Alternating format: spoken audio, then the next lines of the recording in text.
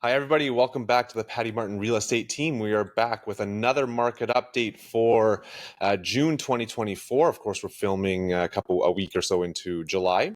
And we're joined with Zach this month. Jen is on holidays, so we want to bring in another team member, and all his experience and market insights are going to be quite valuable for our audience. How you doing, Zach? I'm good. I'm doing good. I'm so honored to be here joining our team for the weekly update. Hopefully, my experience would help everyone on the selling and buying things in this chaotic market. Chaotic is an understatement. I think there's a lot of transition kind of going on in this market. And this month, especially, even though we've had a rate reduction, there still seems to be a lot of hesitation in the market. Before we jump into the stats, we want to talk about two things, the stats and then the multiplex plan that's coming into effect by the end of the month. But first, the stats. Let's see what's going on here. So, Patti, we are seeing a lot of hesitation in the market. Before we jump into the numbers, very quickly, are we seeing that same hesitation on buyers and sellers on one group of the segment or one segment of the market? So I do think it's a little too soon to tell if the market has shifted significantly.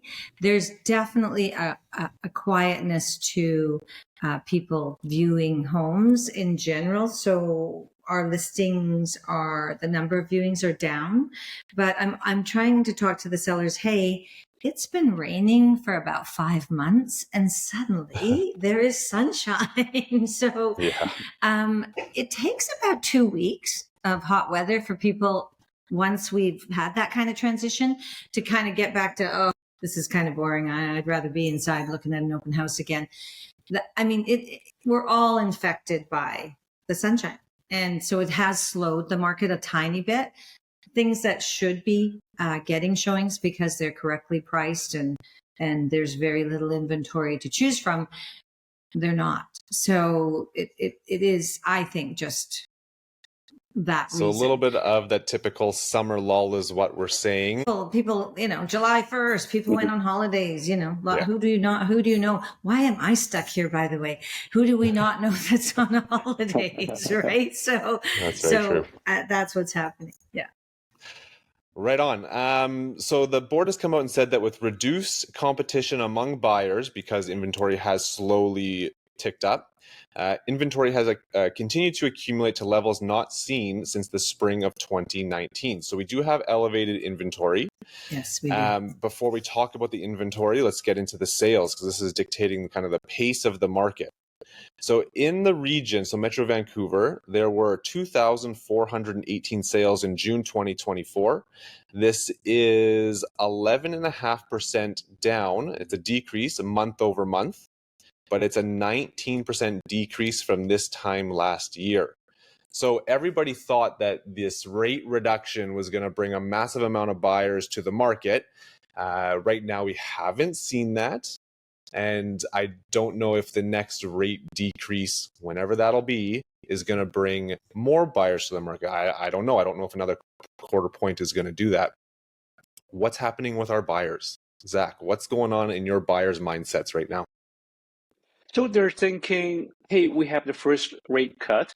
Why don't they have a second and a third or even fourth rate reduction in the future? So people may just wait because they have been waiting for a year, and why not another couple months or even another year? Because it's the summer, like Patti said, they may want to enjoy the sunshine.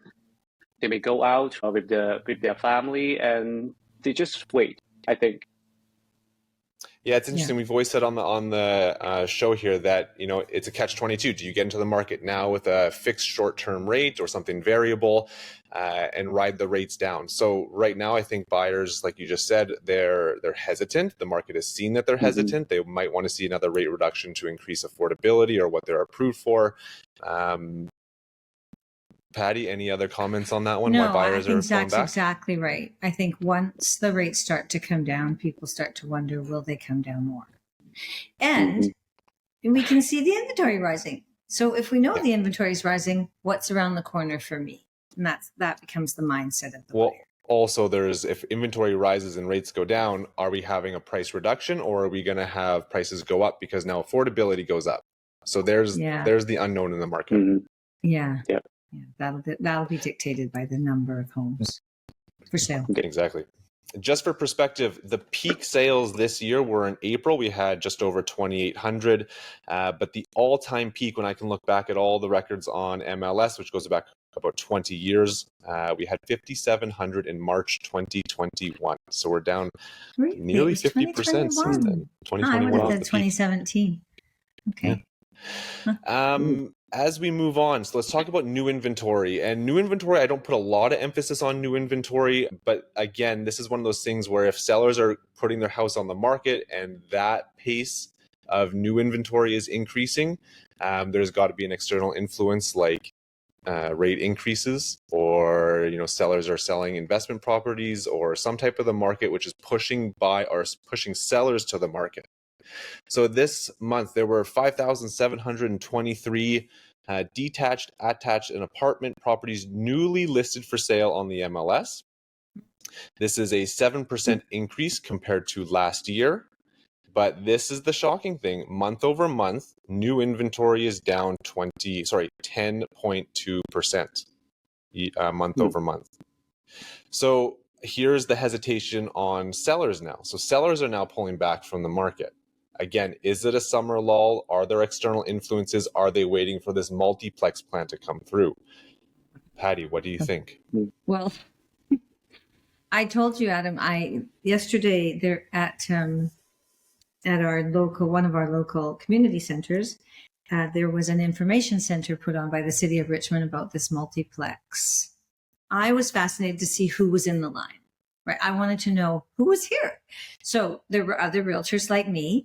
But for the most part, everyone I talked to, and I tried my best to really, see what was going on, was someone that had a big parcel of land. Maybe they had a great big lot and they wanted to know what they could do with it. And they were terribly interested to find out that maybe there was finally going to be a chance where they were going to hit it out of the ballpark and make the cajillion dollars they've been waiting for their property.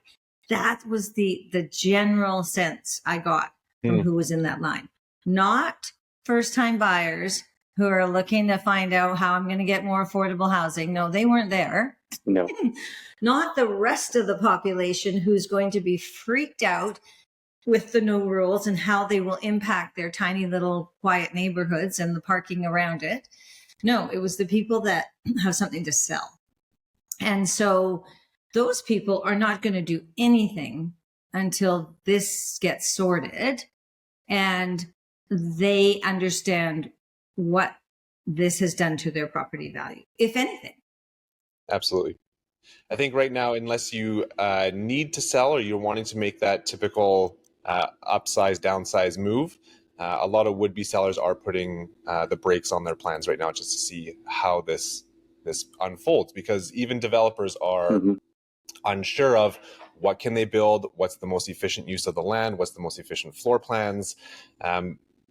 It's going to put a wrench in the game, and we're going to get into that in a moment here. Just one thing, Adam. I mean, just what you spoke about with not being sure.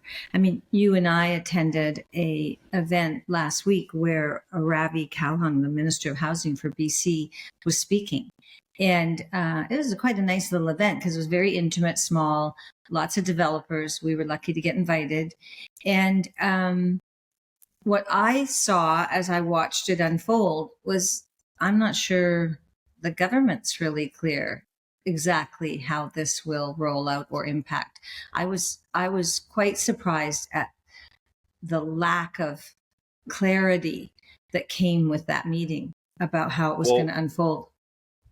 It's funny you say that, because I remember Rav was standing up saying, we are trying to put things in motion. It's not a perfect plan, but we have to do something.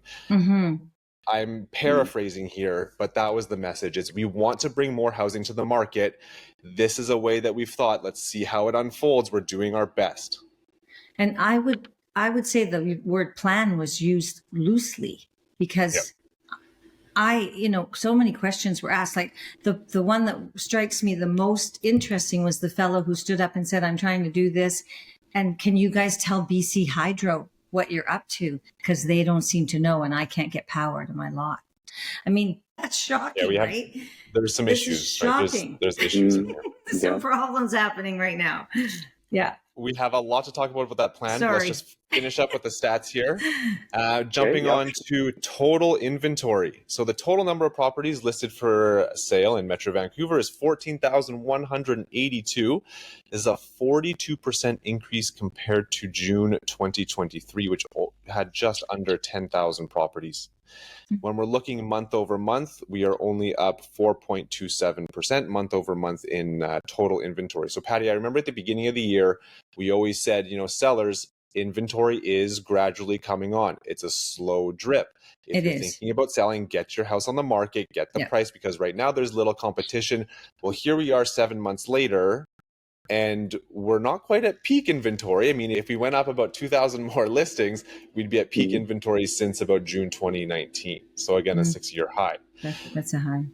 Yeah. When we see the slow accumulation of inventory and we have a new plan in place, like we just talked about, that, detached home sellers are going to be affected the most for this one. Yeah. What do we tell sellers? What do we tell our detached home sellers? And then how does that impact buyers? So let's talk about the sellers first. How does this accumulation of inventory affect our sellers? My philosophy, it is and always will be in real estate that you never sell for any other reason than it's right for you. So I don't think it matters when you sell. It's really going to come down to what's right for you, because usually if you're selling, you're rebuying, and so everything levels out. It's all relative. It's really going to be just price your home well, pay attention to the market, and you should still sell. And we see that, Adam, because our listings are still selling, right? And Zach, comment to you. Yeah, we've been very consistent with that advice. You want to do what's right for you in the timing. You don't want the market to dictate what you're doing. Yeah. And Zach, off to you. When we're talking about our buyer clients, we have this accumulation of inventory. What have they been able to realize when they are putting an offer on a property? Is it easier for them, harder for them? What are you seeing? I would see there will be more inventories for the buyers and in an easier position to negotiate on the price. Buyer will have more time to think about what pricing strategy they could use. And should we go for a bidding war, or should we wait for another even better listing for them? Yeah, so right now what I hear you guys saying is that you really need an agent who knows the market. You need to know how often listings are coming up, where they're coming up, how often they're selling, how many days on market. Yeah. Are they selling over asking, under asking? Are they being negotiated? Can you get into the market with a subject to sale? So this is something that anybody who's looking at real estate, reach out to our team. We are the experienced agents that you guys need to have all these factors, but also we are going to be patient enough with you to work on your timeline. To switch gears here really quickly. So the multiplex plan is coming into effect, and right now our primary market is Richmond. So we're just going to concentrate on Richmond. We finally have some zoning that has been released. If every detached homeowner goes onto the city website, looks up their lot, they can find the new zoning that has been changed from RS1 to an RSM, and then they have 3 different designations. If you need help doing that, again, reach out to the team. We'd love to chat with you guys about how this affects your lot, your home, your value. But here we are. This is the more or less confirmed zoning that we have. I don't want to say draft because it's not put into place yet, but if they're publishing it, this is it. So as we're looking about the multiplex plan, we have a new maximum density per lot. So if your lot is a lot area of 3,000 square feet or less, you can build 3 dwelling units. And if it's over the 3,000 square feet, well, now we're talking about putting in 4 dwelling units and then up to 6 if you're really large. So the city has come out and designated these lots now as RSM, which is the new zoning, but small, medium, large, and then extra large. Ultimately, you can still build a single family house on these lots. It's still the same ratios, the 0.55 ratio on the first 5,000 square feet and 0.3 on anything over the 5,000 square feet. Again, if you ever want to know this information, come reach out to us. We'll tell you the specific numbers. But for multiplex zoning, it's gone from 0.5 to 0.6. And so that's the major difference in the density that you can increase. What I found interesting with the multiplex plan is that every lot in Richmond, you can now build a secondary dwelling. So you can build a coach house on your single family lot. It still has to go through the development permit process. You still need to get approvals.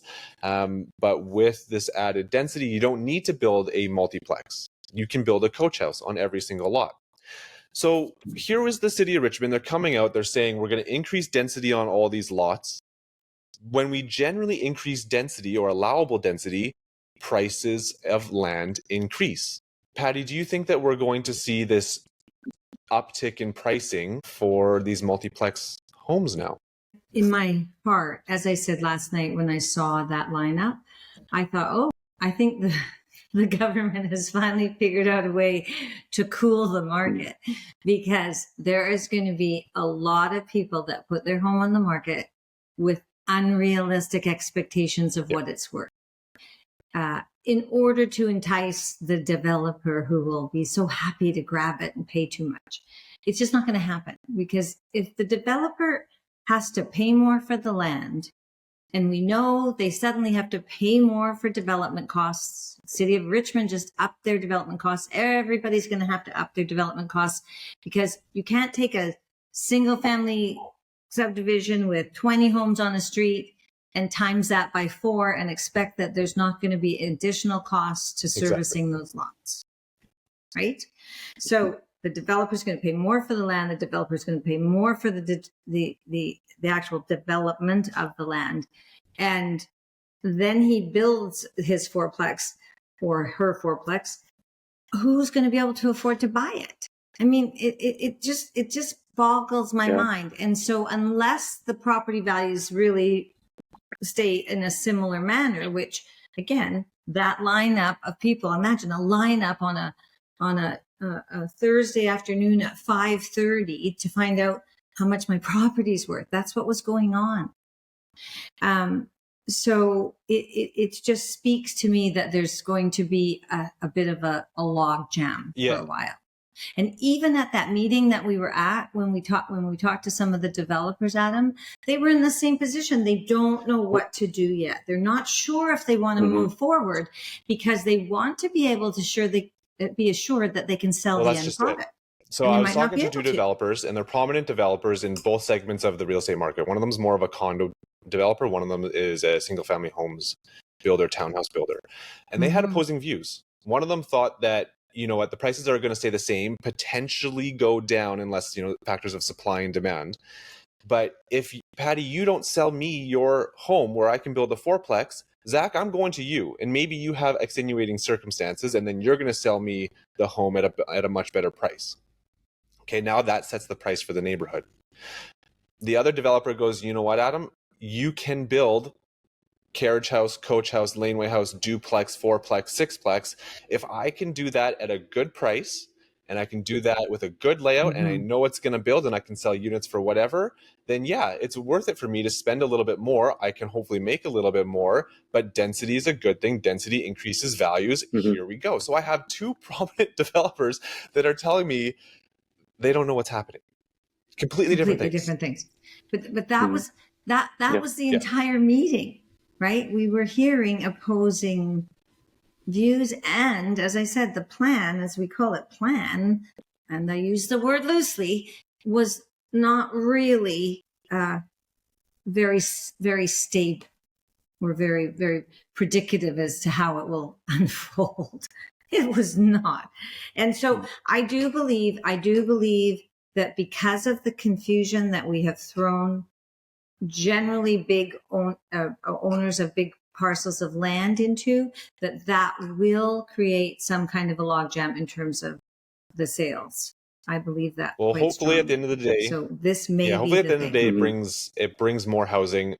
As long as somebody can come up with a good concept of a floor plan design that's going to bring, you know, decent sized 3-bedroom homes to the market for younger families that just don't want a condo, don't want a townhouse. Like, it just needs to be a good design. Otherwise, these multiplexes are going to be a tough sell. Like, who wants a 3-bedroom 1,100 square feet? In fairness to the city, Zach, I don't know what you thought, but in fairness to the city, those boards that they had up, they had some drawings of what it would look like, and it was all quite presentable. It wasn't horrible or ugly, or they had really done some good work in terms of trying to present to people what they might be seeing in their neighborhood. But one of the questions I asked, because it came up at that meeting where we saw Ravi Kahlon, was that the government is talking about increasing the height of buildings. And so they were talking about increasing it 2 meters. So I asked the fellow in the planning department of the city of Richmond, what do you think of that? How do you think that will be received? And he said, oh, no, we're just asking people here. You see, we've got this board here and we're asking people their opinion. And I said, yeah, but my understanding is this might be legislated. So then what will you do with it? Like, how do you feel about it? And he was dodging every question I had. But I mean, again, this is what struck me last night. The people there all have a land they want to sell. Well, who wasn't there is the people that care about their neighborhood, as in they want to keep it the same. That were going to be outraged if a building is built next to them and has an additional 2 meters height. That they're going to be upset because they can't park their car anymore because there's too much traffic, because there's too many inhabitants on the street suddenly. So all of those people, and I would say that would be the majority of homeowners that were now given this opportunity to make 3 plexes, 4 plexes, or 6 plexes. Not everyone's going to do this. I will say they are going to get very vocal and upset very quickly if this starts to unfold. I think what you also meant was, who wasn't there?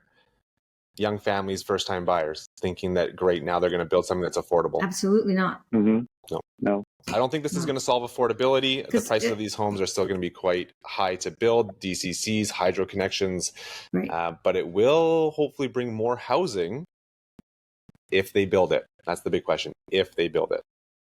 I think the one thing they're missing here on this multiplex plan, it's great that they're increasing density, but you have to incentivize the builder either through a tax rebate, a low-cost loan for construction. Like, you have to increase the construction. So, or the costs become less.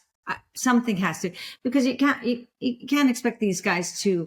This is what I saw. They were all feeling too much risk. That's exactly it. They were worried, if I do this and I can't sell it, what am I going to do with it? And or am I going to lose money doing it? And who can blame them? That's their livelihood. For heaven's sakes, it's hard enough. Awesome, guys. This was a long one today, but a lot of useful information. If you have any questions about the market, the multiplex plan, how this affects you, reach out to our team. We're always happy to have that chat with you, take you for coffee, and talk about how all these changes affect you, your process of buying or selling.